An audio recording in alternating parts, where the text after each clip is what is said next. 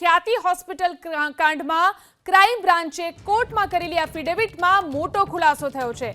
Affidavit મુજબ આરોપીઓએ hospital જ નહીં પરંતુ સુવ્યવસ્થિત રીતે છેતરપિંડી અને આર્થિક ગેરરીતિ આચરી છે। એબીપી અસ્મિતા અને સૂત્રો પાસેથી મળેલી માહિતી અનુસાર ખ્યાતિ હોસ્પિટલના ડોક્ટર સંજય પાટોલિયાએ કન્સ્ટ્રક્શન કંપનીનો હેતુફેર કરાવી અને મેડિકલ કંપની બનાવી હતી।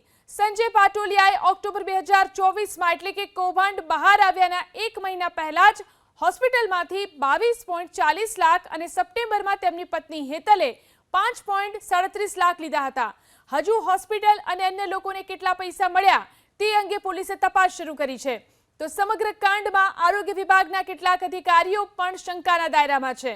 માત્ર 5 મિનિટમાં પ્રધાનમંત્રી જન આરોગ્ય યોજનાની મંજૂરી આપનાર કર્મચારીઓને પણ નોટિસ ફટકારાઈ હોવાની સૂત્રો પાસેથી માહિતી મળી રહી છે। તો કેટલાક કિસ્સામાં સર્જરી બાદ પણ ફાઇલ મંજૂર થઈ હોવાનું સૂત્રો જણાવી રહ્યા છે।